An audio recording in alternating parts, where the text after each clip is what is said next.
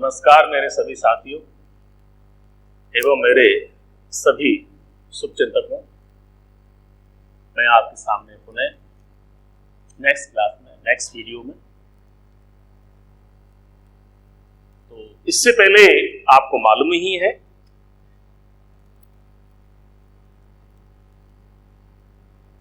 Chapter number 2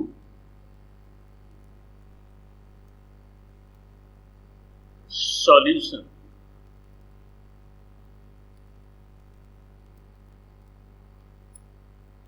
तो इस प्रकार आप जानते हैं कि ये जो विलियन है, इस विलियन की यात्रा में हम कहां तक पहुंच चुके हैं।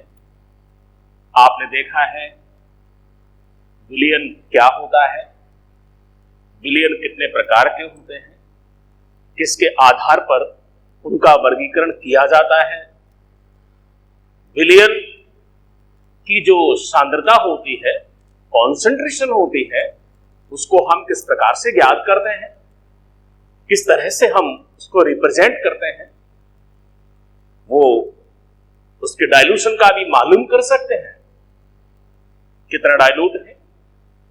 तो इस तरह से हमने इसके बारे में बहुत कुछ पढ़ा है अभी, और जहां अकॉर्डिंग टू सिलेबस की बात कर रहे हैं तो उसमें केवल अपने को मालूम है ओनली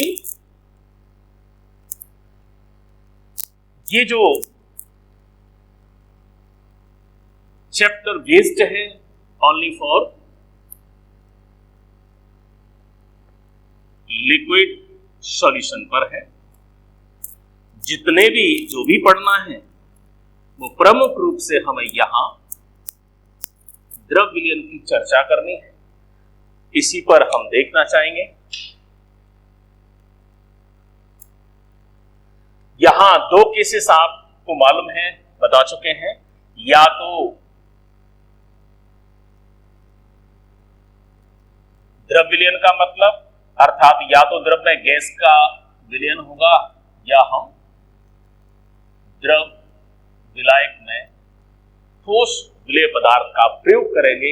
इस तरह से हमने थोड़ा जिक्र भी किया है, कल अपने इनकी जो विलेयता है उसके बारे में भी पढ़ा हुआ है।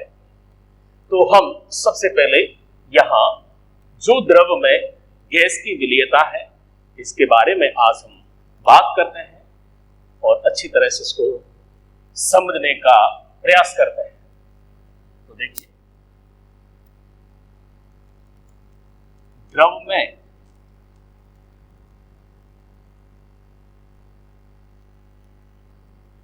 गैस की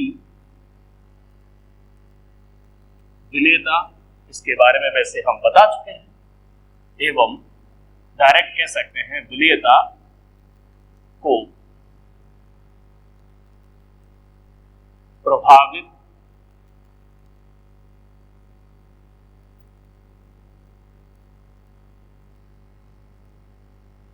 करने वाले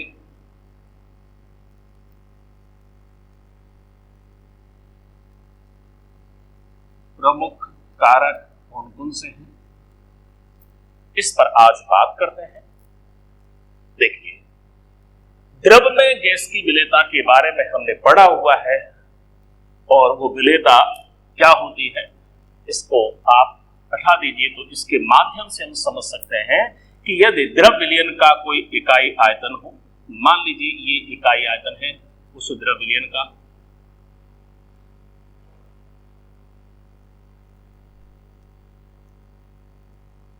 इकाई आयतन विलयन है।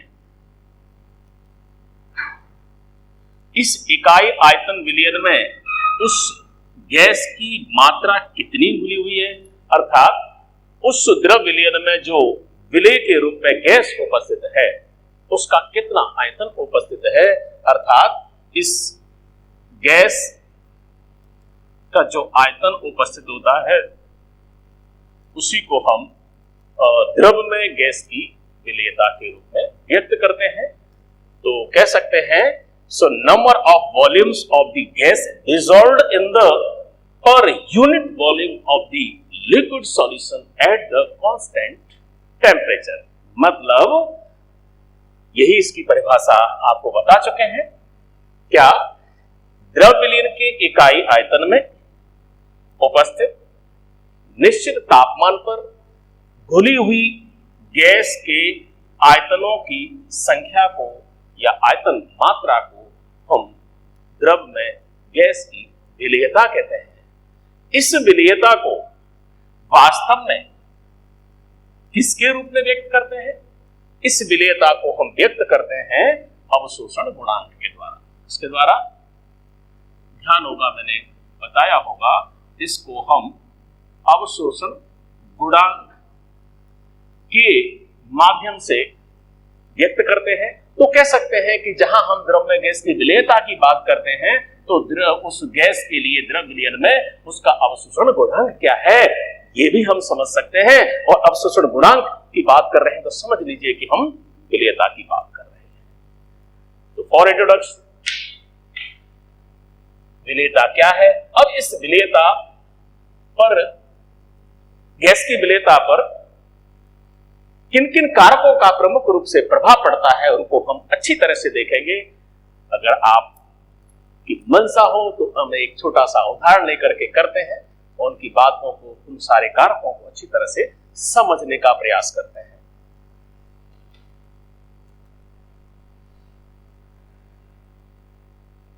देखिए, यहां मैं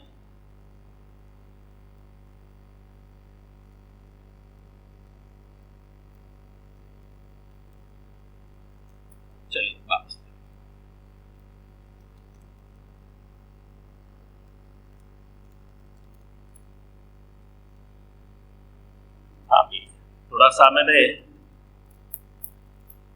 किसी कोल्ड ड्रिंक की बोतल बनाने की कोशिश की है। प्लीज, कोई मेरी फैक्ट्री नहीं है, केवल मैंने आपको बनाने का प्रयास किया हुआ है। तो पेप्सी, कोका कोला, ठीक है, जल्दी से गर्म ना हो जाए इसलिए ढक्कन खोला। तो ध्यान दें, मेरा मतलब है कि ये कोल्ड ड्रिंक की कोई बोतल है और इस पर ये ढक्कन लगा हुआ है। इसमें जो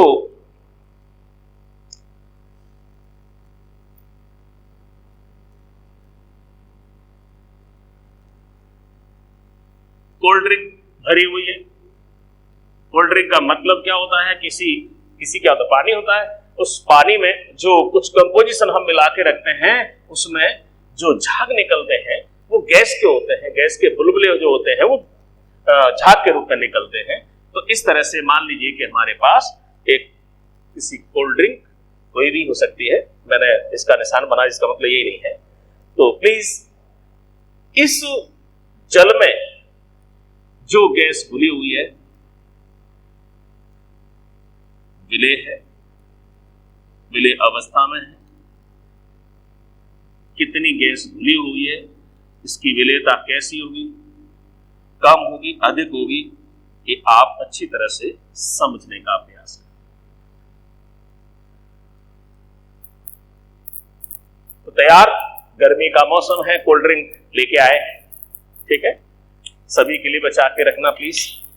देखिए, तो आपकी समझ में आ रहा है ये द्रव्य गैस का विलयन है और इसकी विलेयता को हम समझने का प्रयास कर रहे हैं। नंबर 1, जो गैस होती है विलेय के रूप में,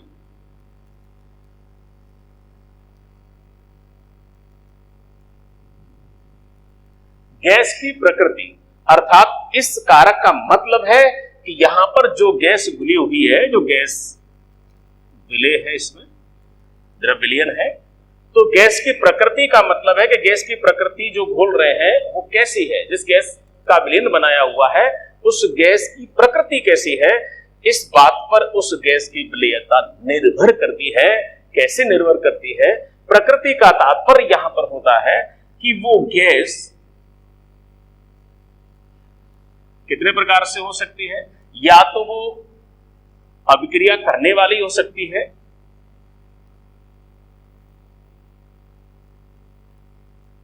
अभिक्रियाशील, एक तरह से हम कह सकते हैं रिएक्टिंग गैस हो सकती है। मतलब वो विलयन के साथ में या विलायक के साथ में, खासतौर से जल की बात करते हैं, तो वो गैस यदि जल के साथ क्रिया करने वाली हो सकती है तो उसकी विलेयता अच्छी होगी, ग्रेटर होगी। उदाहरण के लिए हम किसी भी तरह की बात कर सकते हैं, HCl है, CO2 है, ये अमोनिया है, ठीक है, तो H2S है, इस तरह की है, ये सब काफी सारी गैसेस हैं। वो अभिक्रियाशील होती हैं, पानी के साथ क्रिया कर सकती हैं, विलायक के साथ क्रिया कर सकती हैं, करती हैं, इसलिए उनकी विलेयता अधिक होगी। परंतु जो नॉन रिएक्टिव होती है, नॉन रिएक्टिंग गैसेस, अर्थात समझ में आ रहा होगा, जो अभिक्रिया नहीं कर सकती, पानी के साथ मिलाएंगे तो अभिक्रिया नहीं होगी। आप जानते हैं अगर आप हाइड्रोजन को पानी में मिलाओ क्या क्रिया होगी? There will be no reaction, ठीक है, नहीं होगी। इसका मतलब इस तरह की जो गैसेस है, मान सकते हैं जैसे हाइड्रोजन मैंने लिखा है, और हीलियम है, जो स्टेबल गैसेस होती है, स्थायी जो गैस होती है, वो क्रिया करने में सक्षम नहीं होती है। तो हमने क्या देखा? गैस की प्रकृति का अर्थ है कि जिस गैस का हम द्रव विलायक में विलयन बना रहे हैं, यदि वो गैस राशन का क्रिया कर सकती है, आयनिक अवस्था में आ सकती है, आयनों का निर्माण कर सकती है, ऐसी गैसें हैं कुछ, तो उनकी विलेयता अधिक होगी।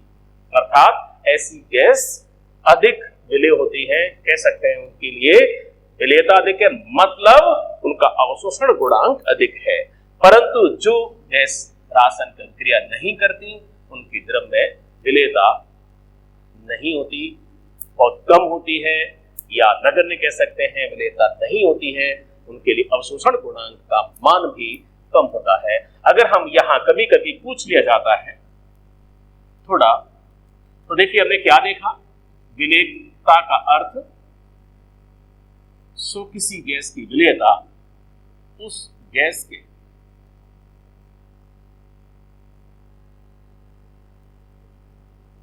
अवशोषण गुणांक के समानुपाती है। अर्थात अवशोषण गुणांक जितना अधिक होगा, विलेयता उसकी अधिक होगी। तो इस अवशोषण गुणांक, कभी कभी आप चाहें तो इसको अल्फा व्यक्त कर सकते हैं। ये अवशोषण गुणांक के मान कुछ गैसों के लिए जो दे रखा है, उनके लिए ध्यान रखें, याद कर सके तो कर सकते हैं। जैसे अमोनिया है, उसके लिए ज्यादा है। HCl के लिए अवशोषण गुणांक का मान अमोनिया से कम होता है। हाँ, और इससे कम है तो कौन कौन से है? देखो, इससे अगर याद करना चाहें तो दो चार गैसें हैं, जैसे मैं फिर मेरे कुछ याद है इसलिए बता रहा हूं, आप भी कोशिश करेंगे। अमोनिया से कम HCl, और फिर SO2, फिर उसके बाद है एक H2S, और H2S से कम जो मान होता है CO2 का, और CO2 से कम अवशोषण गुणांक होता है। याद करना चाहे तो कर सकते हैं, और इनमें से अगर कोई एक आध गैस याद ना हो तो ऐसी कोई हनुमान जी की सौगंध नहीं है, आप जितना याद हो सके उतना कर लें। थोड़ा सा इस तरह से इन गैसों में अक्सर करके कभी जरूरत पड़ती है, पूछ सकते हैं, थोड़ा सा कॉम्पिटिटिव क्वेश्चंस भी इसमें से अराइजिंग हो सकते हैं। तो इस तरह से अवशोषण गुणांकों के मान हैं, तो इनके आधार पर अगर आप देखें तो आप इन गैसों में कह सकते हैं कि सबसे अधिक विलेय कौन सी गैस होगी। क्यों होगी? क्योंकि अमोनिया गैस के लिए अवशोषण गुणांक का मान इन गैसों में सर्वाधिक है, इसलिए अमोनिया की द्रव्य विलेयता सबसे अधिक होती है। यहां नाइट्रोजन का अवशोषण गुणांक इन गैसों में सबसे कम है, अर्थात नाइट्रोजन गैस जल में, या कह सकते हैं द्रव विलयन में, सबसे कम विलेय होगी। ठीक है, तो मुझे लगता है कि आपको पहला कारक जो गैस की प्रकृति, गैस की विलेयता को किस प्रकार से प्रभावित करती है, आपकी समझ में आ चुका है। नेक्स्ट, दूसरा कारक है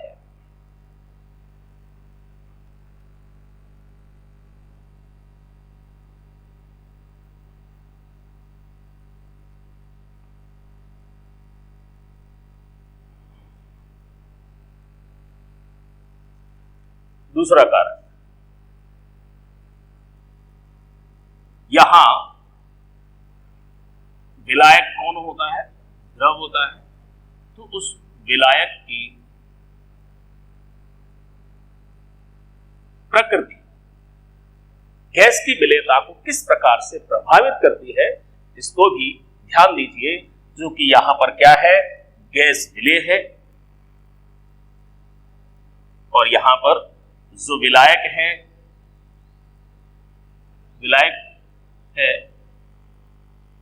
वो कैसा है? किस अवस्था में है? द्रव अवस्था में। तो विलायक की प्रकृति, जिस विलायक का हम प्रयोग कर रहे हैं उसमें जिस गैस को घोलना चाहते हैं, तो विलायक की प्रकृति या तो समान हो सकती है या असमान। समान और असमान का तात्पर्य क्या है? देखिए, विलायक की प्रकृति यदि समान हो, किसके समान? गैस की प्रकृति के समान, और या उसकी प्रकृति असमान हो सकती है। यदि विलायक की प्रकृति, और खास तौर से समान का मतलब जैसे ध्रुवीय गैस है तो विलायक की प्रकृति ध्रुवीय होनी चाहिए। अगर गैस ध्रुवीय प्रकृति की है और विलायक अध्रुवीय प्रकृति का है, तो गैस की विलेयता कम हो जाएगी या उस पर प्रतिकूल प्रभाव होगा।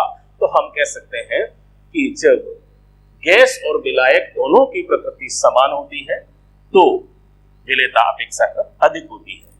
देखिए, उदाहरण के लिए आप कोई सी भी गैस कर सकते हैं, जैसे अमोनिया की बात करें, ठीक है, और अमोनिया कैसी है? और भी एक आध गैस है जैसे CO2 HCl है, सब क्या है? ध्रुवीय सॉरी ये तो नहीं है, ये HCl है। ये दोनों हैं, ये कैसी होती है? ध्रुवीय प्रकृति की होती है, और इनके बारे में मैंने आपको पूर्व में बहुत अच्छी तरह से बता चुका हूं, क्योंकि किस तरह से हम ध्रुवीय प्रकृति या अध्रुवीय प्रकृति का आकलन करते हैं।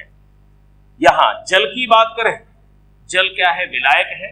तो ये कैसा विलायक होता है? चूंकि ये ध्रुवीय विलायक है, तो हम कहना चाहेंगे कि जल में अमोनिया और HCl की विलेयता अपेक्षाकृत अधिक होगी, अच्छी होगी। कारण जब इन गैसों को हम इनमें चाहे तो अमोनिया को घोल दो, चाहे आप HCl को घोलना चाहेंगे, पानी में घोल रहे हैं, तो हम रिएक्शन करके देख सकते हैं कैसे। जैसे अमोनिया पानी के जल को मैं HOH के रूप में लिख रहा हूं यहाँ, ठीक है। तो क्या होगा? अमोनिया समान ध्रुवीय प्रकृति है, क्रिया होगी तो सीधी सी बात है, अभी इससे पहले पढ़ा रिएक्टिव। अगर अवरासन की क्रिया होती है तो गैस की विलेयता बढ़ जाएगी, मजा आ जाएगा। तो देखिए यहां क्या होगा, अगर हम यहीं पर कुछ और बिंदुओं की भी बात करें। देखिए, कोई भी टॉपिक अगर आता है तो हम कुछ जो भी हमारी जो प्री नॉलेज होती है उसको कहीं ना कहीं उसके साथ जोड़े, अटैच करें, उससे हमारे लिए काफी बेटर होता है। कैसे? अमोनिया लुईस क्षार के रूप में व्यवहार करती है, लोन पेयर है, अर्थात प्रोटॉन दाता है, तो इसमें से ये अमोनिया प्रोटॉन को ग्रहण करके NH4+ बना लेती है, इधर से OH- रह जाएगा। अर्थात कहने का मतलब जब अमोनिया गैस को पानी में घोला जाएगा तो रासायनिक अभिक्रिया संपन्न होगी, और रासायनिक अभिक्रिया संपन्न होती है तो अमोनियम हाइड्रोक्साइड बनता है, अर्थात क्रिया हो रही है, विलेयता बढ़ रही है। ठीक उसी तरह से आप HCl की रासायनिक अभिक्रिया को भी देख सकते हैं। क्या होगा? यहां HCl ये प्रोटॉन दाता है, अर्थात इसके साथ जब रिएक्शन होगी तो HCl इस जल के अणु को प्रोटॉन डोनेट करती है, और ऐसा होने पर H3O+ फॉर्मिंग होती है और Cl- इसने भी आयनों का निर्माण किया। इस गैस में भी रासायनिक अभिक्रिया के द्वारा आयनों का निर्माण किया। मतलब दोनों ही गैस रासायनिक अभिक्रिया कर रही हैं, और रासायनिक अभिक्रिया कर रही हैं, इसका मतलब विलेयता बढ़ेगी, अधिक होगी, और जो रिएक्शन नहीं कर पाएगी, ठीक है, वो ऐसा कब होगा? जब प्रकृति असमान हो। अगर हम बात करते हैं कि या तो ये जो ध्रुवीय गैस है इनको हम किसी अध्रुवीय विलायक में घोलना चाहें, जैसे बेंजीन, या हम कहें कि जल ध्रुवीय विलायक है, इसमें किसी अध्रुवीय गैस को घोलना चाहें, अध्रुवीय गैस को घोलना चाहें, और वो देखो अध्रुवी भी हो सकती, क्रियाशील भी हो सकती, कभी ऐसा नहीं है, जैसे CO2 अध्रुवी होती है लेकिन फिर भी वो रिएक्ट कर लेती। तो कहने का मतलब है, तो ये देखना है, लास्ट फाइनल हमें ये देखना है कि उसके साथ क्रिया होनी है या नहीं होनी है। क्रिया होती है विलेयता बढ़ती है, क्रिया नहीं होती है विलेयता नहीं होती है। ये हमें अच्छी तरह से याद रखना है। तो बात समझ में आई होगी। गैस और द्रव विलायक की प्रकृति समान होती है, तो कहने का मतलब ध्रुवीय विलायक में ध्रुवीय गैसों की विलेयता अधिक होगी, तो ठीक उसी तरह से अध्रुवीय विलायक में अध्रुवीय गैसों की विलेयता अधिक होगी, याद रखना है। इसी के साथ ये दूसरा कारक आपका कंप्लीट होता है।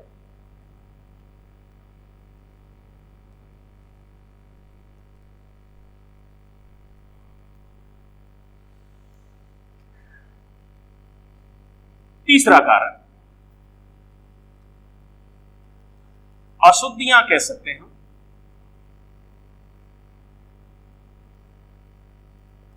अर्थात हम कह सकते हैं कि किसी अन्य पदार्थ की यदि उपस्थिति होती है, कोई अन्य पदार्थ होता है विलेय के अतिरिक्त, विलेय तो गैस के रूप में होगी, लेकिन अगर उसमें पहले से ही कोई दूसरा चोर बैठा हुआ है तो कुछ गड़बड़ होगी, आप समझ सकते हैं।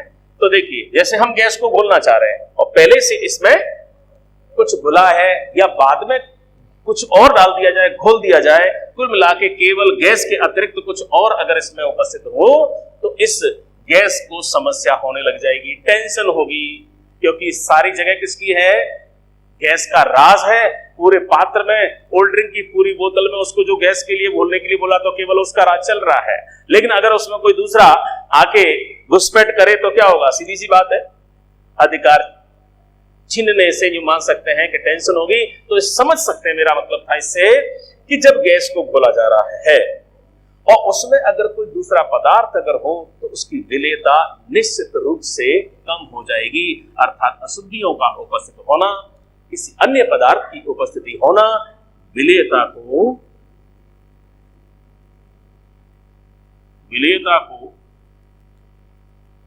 कम कर देता है। कैसे? एक इसी पर आप ध्यान देते रहे, नजर रखना, बोतल से हाथ नहीं लगाना है।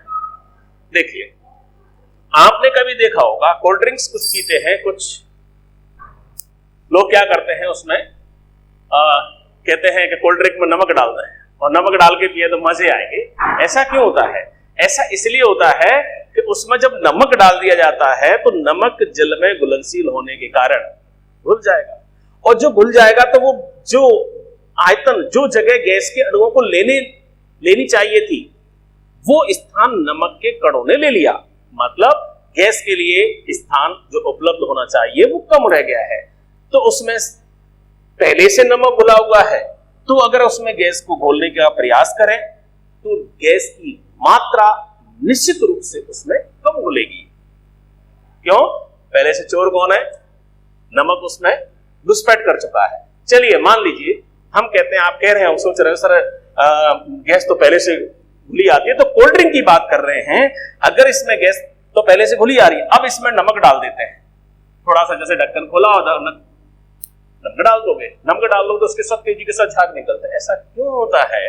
कारण क्योंकि गैस की अपेक्षा जो इसमें नमक मिलाया जाएगा उसकी विलेयता अपेक्षाकृत अधिक होती है, तो जैसे ही नमक जाता है गैस को डर के भागना पड़ता है और नमक उसमें घुलता जाता है, गैस के अणु से भागने लगते हैं और भाग करके क्या करते हैं, वो तो ऊपर आते हैं ताकि हम निकल जाएं, और गैस तो बच करके भागने की कोशिश करती है और पीने वाले कहते हैं कि मजा आ गया, झाग आ रहे हैं।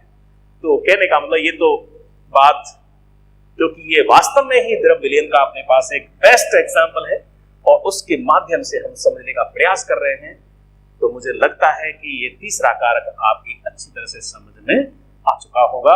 अशुद्धियां हैं किस तरह से विलयता को प्रभावित करती हैं। इस पर वैसे खास ऐसी कोई बात नहीं है, इतना से याद रखना है।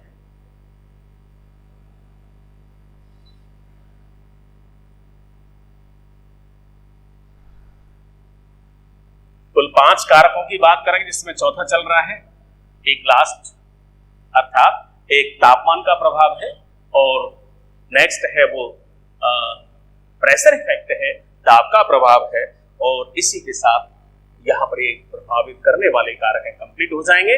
यहां दाब का जो प्रभाव है वो very very important for the solution of gas in liquid, उसके लिए है। तो यहां सबसे पहले मैं ताप का जिक्र करना चाहता हूं। ताप का प्रभाव तो किस तरह से, how the temperature affect the solubility of the gas in the liquid solution. तो ये आपको ध्यान रखना है, ताप का प्रभाव कैसे। देखिए ताप के आधार पर आपको अच्छी तरह से पता है और याद नहीं हो, मालूम नहीं हो तो प्लीज रिमाइंड योर कॉन्सेप्ट। मैं ध्यान दिलाने की कोशिश करूंगा। ये सारी चीज हमने इक्विलिब्रियम में पढ़ा हुआ है, साम्यावस्था में पढ़ा हुआ है 11th क्लासेस में। ताप का प्रभाव क्या होता है, ताप के आधार पर ऊष्मागतिकी जो कॉन्सेप्ट लगाते हैं, किसी भी पदार्थ को यदि खोलते हैं तो अभिक्रिया या तो ऊष्मा छेपी होगी या ऊष्मा शोषी होती है, याद रखना। जहां ऊष्मा छेपी अगर अभिक्रिया है, ऊष्मा छेपी अभिक्रिया है तो ध्यान रखना विलेयता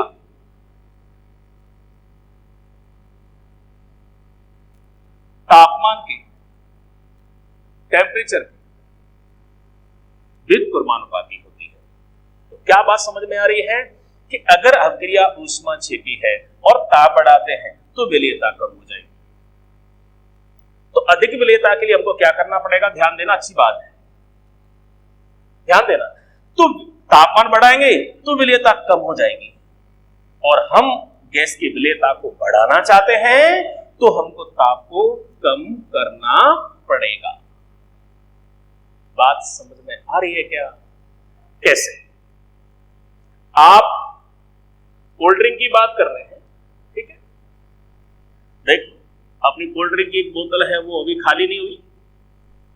इस टॉपिक को पूरे को होने के बाद जिसकी किस्मत में हो ले जाना इसे। तो देखिए कोल्ड ड्रिंक की बोतल है, मैंने कहा कोल्ड ड्रिंक बोल रहे हैं तो इसका मतलब है नाम ही ऐसा रख दिया है कोल्ड ड्रिंक। ये वही चीज है जिसको ठंडा करके ही पियो, लेकिन अगर गर्म पियोगे तो मना कर देगी क्या? लेकिन नहीं, आप कहोगे कोल्ड ड्रिंक है, पीने का मजा तो इसका ठंडे में ही है। तो देखिए ठंडे में पीने का मजा इसलिए है क्योंकि जब ये कोल्ड होती है तो इसमें गैस की विलेयता अधिक होती है और गैस की विलेयता अधिक होगी। जब इसका ढक्कन खोलते हैं तो इसमें से गैस बुलबुलों के साथ निकलती है और बुलबुलों के साथ निकलती है तो इसका जो पीने वाले पीने का एहसास करते हैं वो अच्छा लगता है और फिर गर्मी की वजह से वो कूलिंग तो होती है इसलिए अच्छा लगता है। वो झागों का असली आनंद वो उसकी गैस की विलेयता की वजह से। तो ठंडा इसीलिए करते हैं कोल्ड ड्रिंक को जिसके अंदर इसके ऊपर जो गैस है ना, यहाँ पर गैस के भरा होता है, धुंधला धुआं सा देखेंगे कहीं भी आप बोतल देखना, धुआं सा होता है, वो गैस के लिए आयतन छोड़ते हैं, पूरा नहीं भरते। तो कोल्ड ड्रिंक का मतलब है कि टेम्परेचर जितना कम होगा गैस की विलेयता उतनी ही इसमें अधिक होगी और टेम्परेचर जितना ज्यादा होगा बढ़ाते रहेंगे। जैसे गर्म बोतल होती है उसको खोल के देखो, झाग वाग नहीं निकलते, गैस नहीं निकलती, मजा नहीं आता। तो कहने का मतलब आपको मजा आ रहा है ना, ठीक है भाई, पीते रहिए। तो मेरा मतलब था कि ऊष्मा छेपी अभिक्रिया होती है तो तापमान बढ़ाने पर विलेयता घट जाएगी और विलेयता बढ़ाना चाहते हैं तो तापमान घटाना पड़ेगा।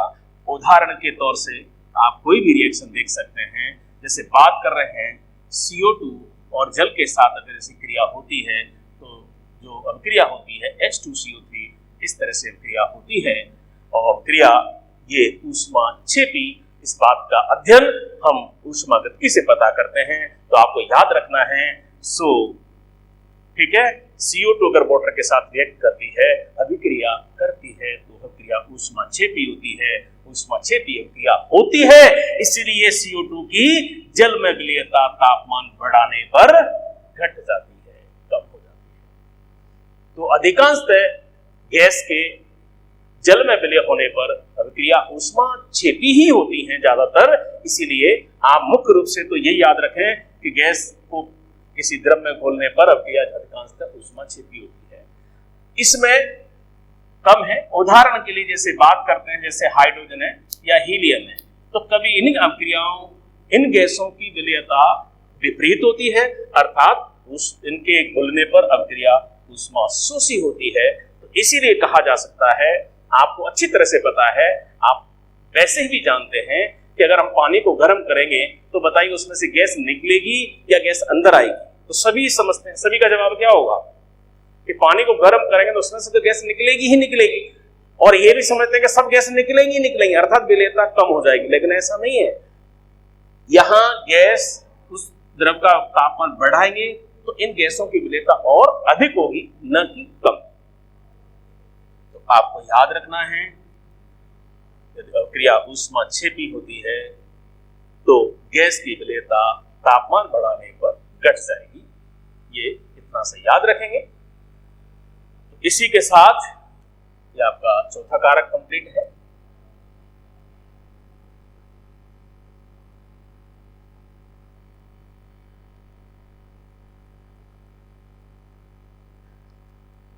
और अब है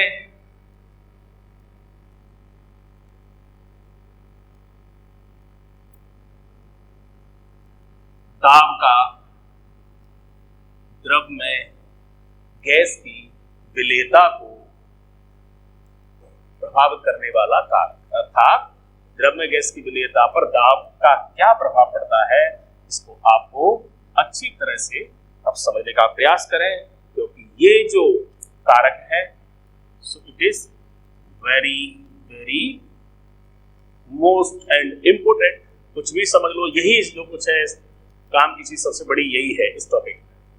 तो दाब का प्रभाव ध्यान दीजिए, यही अपने सामने है, यही बोतल नैया पार लगा देगी आपको। तो देखिए, अगर आप कल्पना करें कि उसमें से जब गैस को घोलना है तो ऊपर से प्रेशर बढ़ाओगे या घटाओगे? ये ढक्कन खोल दोगे तो गैस ज्यादा इसमें बाहर से अंदर जाएगी या अंदर से बाहर निकलेगी? समझ में आ रहा है ना इतना?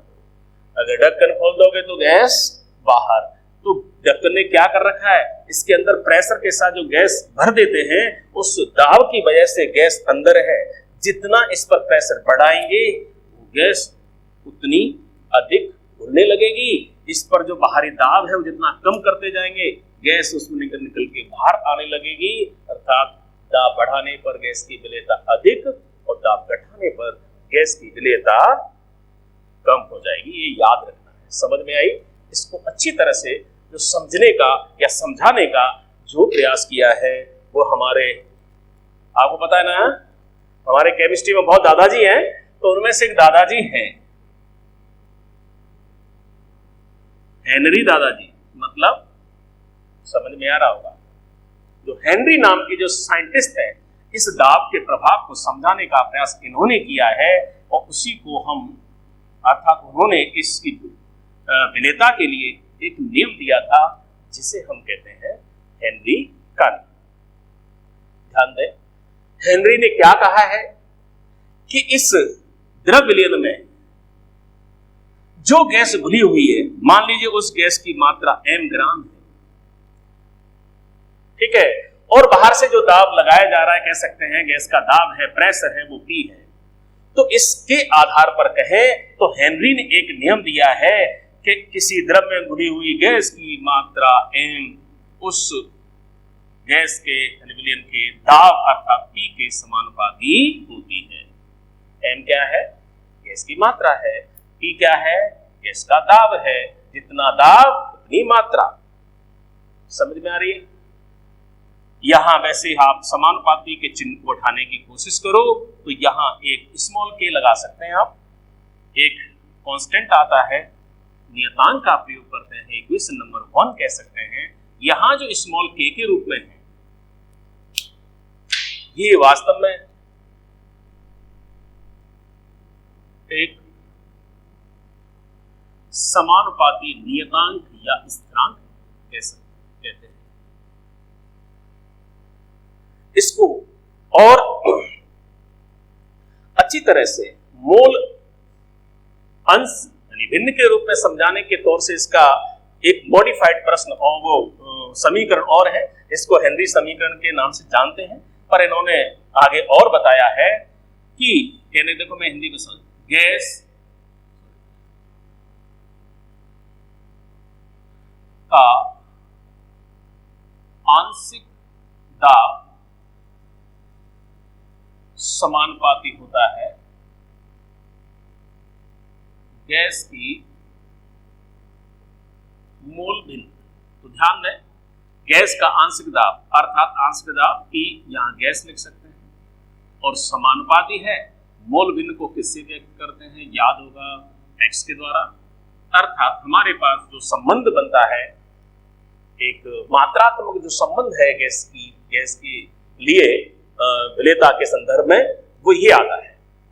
यहां समानुपाती चिन्ह को उठा करके देखेंगे तो एक नया नियतांक प्रयोग करेंगे जो वास्तव में KH, जो वास्तव में क्या है, वो KH है। अर्थात ये हेनरी समीकरण है, ज्यादातर हम इसी का प्रयोग करते हैं, हालांकि वो भी संबंध है पर मोस्टली हम इसके बारे में ज्यादा बात करते हैं, क्वेश्चन इससे ही अराइज होते हैं, जहां KH, H फॉर हेनरी, दादाजी हैं अपने, तो हेनरी नियतांक है।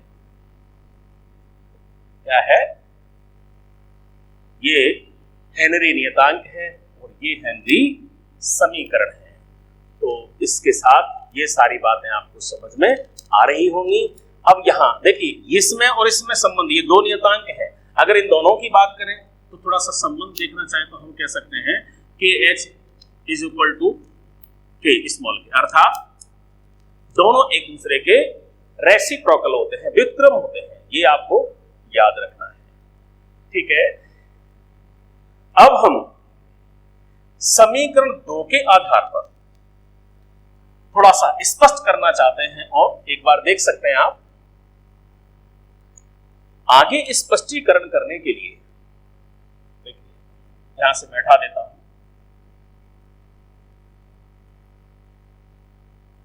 क्या देखना है, इसकी विलेयता की बात करें तो चूंकि विलेयता क्या है, गैस की मात्रा है, और गैस की मात्रा को किस में व्यक्त कर रहे हैं, गैस की मोल भिन्न के रूप में व्यक्त कर रहे हैं। तो कहने का मतलब है, अगर आप इनको रिलेट करना चाहें, जो वास्तव में जो गैस की विलेयता है वो एक तरह से गैस की मोल भिन्न ही है, अर्थात मोल भिन्न जितनी अधिक होगी गैस की विलेयता अधिक होगी। और हम एक्स गैस विलेयता का अध्ययन करने के लिए, विलेयता को समझने के लिए हम उस गैस की मोल भिन्न को समझने का प्रयास करें। तो समीकरण 2 से एक्स गैस क्या संबंध रखना चाहेंगे, यहां P गैस और KH। देखिए, ये मैंने इस प्रकार से एक समीकरण नंबर 3 बना दिया है, और इसके आधार पर आप कुछ पॉइंट्स समझने की कोशिश करें। क्या समझ में आ रहा है? गैस का आंशिक दाब जितना अधिक होगा तो भी समानुपाती के रूप में है, गैस की मोल भिन्न अधिक होगी अर्थात विलेयता अधिक होगी। परंतु KH का मान, KH गैस की मोल भिन्न कहें या विलेयता कहें, तो दोनों बात समझ में आ रही है कि विलेयता को डायरेक्ट रिलेट कर सकते हैं। गैस के आंशिक दाब के तो समानुपाती होती है, परंतु हेनरी नियतांक के व्युत्क्रमानुपाती होती है, ये आपको याद रखना है। तो देखिए, अगर हेनरी नियतांक के साथ हम संबंध देना चाहें तो बिल्कुल डायरेक्टली आप ये रखना चाहेंगे, गैस की विलेयता इनवर्सली प्रोपोर्शनल टू KH। ये याद रखना। अगर आपसे पूछ लिया जाए कि किसी गैस के लिए हेनरी नियतांक KH का मान अधिक है, तो बताइए उस गैस की द्रव्य विलेयता कम होगी या अधिक होगी। तो आप याद रखेंगे, इसके आधार पर आप कह सकते हैं कि जिस गैस के लिए हेनरी नियतांक का मान अधिक होगा उस गैस की विलेयता कम होगी। अब आगे तो देखिए, ये जो हेनरी नियतांक है उस पर थोड़ा सा आपको अच्छी तरह से फोकस बनाए रखना है। ये हेनरी समीकरण, हेनरी नियम और हेनरी नियतांक, ये 3 पॉइंट्स हैं, इन्हीं पर फोकस रखें, इन्हीं में से अक्सर अक्सर कर पूछा जाता है। यहां जो KH की बात है, मैं बार बार कह रहा हूं, इस तरह से यहां जो KH है हेनरी नियतांक, तो हेनरी नियतांक किन किन पर निर्भर करता है, अर्थात निर्भरता, so dependency of the Henry constant, वो क्या है? नंबर 1, जिस गैस को घोला जाता है, विलयन बना रहे हैं, उस गैस की प्रकृति एट कांस्टेंट टेम्परेचर याद रखें। जिस द्रव विलायक में उसे घोल करके विलयन बनाया जा रहा है, उस द्रव विलायक की प्रकृति वो भी याद रखें, एट कांस्टेंट टेम्परेचर, और ये भी एट कांस्टेंट टेम्परेचर। तापमान को नियत रखें, निश्चित रखें, चेंज नहीं करें, नॉट वेरी। यहां अब तापमान की बात चली रही है, तो तापमान को भी देखना चाहें तो तापमान ही स्वयं इसको प्रभावित करता है।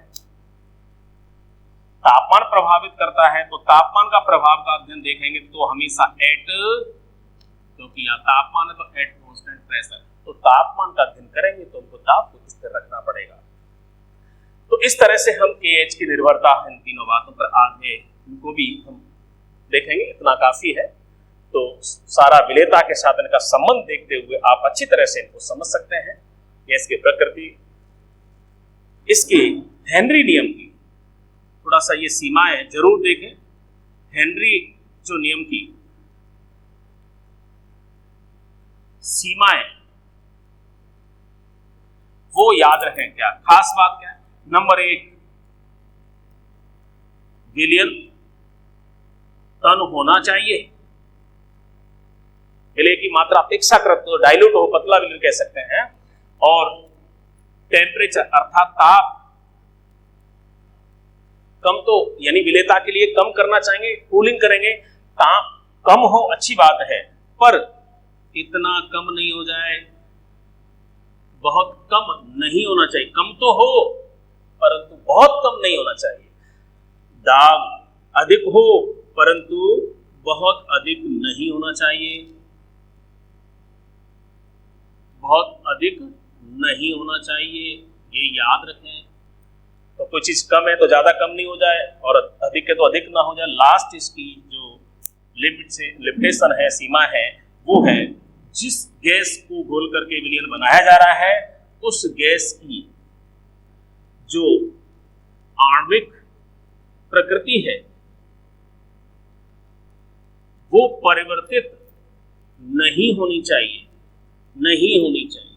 अर्थात जिस गैस को घोल करके विलयन बनाया जा रहा है, उस गैस के अणु की संरचना में कोई चेंज नहीं होनी चाहिए, मतलब वो केमिकल रिएक्शन नहीं करनी चाहिए, उसमें केमिकल चेंज नहीं आना चाहिए। अर्थात जैसे CO2 है तो CO2 का अणु है वो CO2 के रूप में बना रहना चाहिए।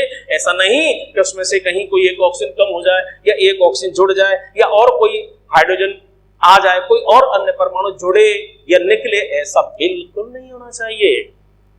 केवल जैसा है वैसा ही रहना चाहिए, ठीक है। बाकी वो परिवर्तन कुछ भी हो रहा हो, लेकिन अणु में कोई परिवर्तन नहीं होना चाहिए। इस तरह से हम उनकी हेनरी की सीमाओं की बात कर सकते हैं। थोड़ा सा ये आप हेनरी के अनुप्रयोग हैं, वो जैसे हम सांस ले रहे हैं, इसमें भी हेनरी के नियम का योगदान है। हेनरी नियम इस बात को समझाते हैं। हम कोल्ड ड्रिंक की बोतल पी रहे, बार बार पुनः शुरू से चर्चा कर रहे हैं, तो कोल्ड ड्रिंक का जो आप आनंद ले रहे हैं वो उसमें हेनरी साहब की वजह से, उन्हें हेनरी का भी आनंद ले रहे हैं। हेनरी ने बताया इस बात को कैसे मजा आता है आपको।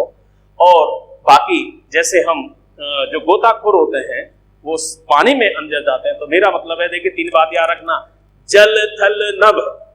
जल मतलब अंदर गोताखोर जाते हैं, वो सिलेंडर लेके जाते हैं, क्योंकि इसमें वो नाइट्रोजन की मात्रा को कम करके उसमें हीलियम भर दिया जाता है, ठीक है, जिससे कि उसको अंदर, वो विस्तार से कभी मौका मिलेगा तो बताएंगे, तो उससे कि दर्द पीड़ा नहीं होती है उसको, ठीक है। तो इस तरह से पीड़ा होती है, उससे बचा जा सकता है। एक लास्ट, जो ऊपर पर्वतारोही होते हैं वो चढ़ते समय सिलेंडर ले जाते हैं, और वहां जो लोग रहते हैं, पहाड़ी लोग जो होते हैं, उनको आप देखें वो मंद बुद्धि वाले होते हैं। ठीक है, ऐसा इसलिए होता है क्योंकि ऊंचाई पर जो ऑक्सीजन गैस है उसका प्रेशर बाहर जो अंदर बॉडी में जाता है वो कम होता है, इसलिए ऑक्सीजन की सप्लाई उनके शरीर में कम हो पाती है। ऑक्सीजन की सप्लाई कम हो पाती है तो अपनी जो कोशिका है वो अच्छी तरह से प्रॉपर रिएक्शन नहीं कर पाती हैं, और उसकी वजह से बॉडी एक्टिविटी है वो अफेक्ट होती है। कहने का मतलब उनकी बुद्धि जो होनी चाहिए वैसी ना होकर के अपेक्षाकृत कम हो जाती है, इसलिए कहते हैं कि वो मंद बुद्धि वाले हो जाते हैं। तो इस तरह से मैंने आपको आज द्रव में गैस की विलेयता क्या होती है, इसको कौन कौन से कारक प्रभावित करते हैं, और ये यहाँ खास हेनरी नियम क्या है, इस पे अच्छी तरह से ध्यान दें। इसी के साथ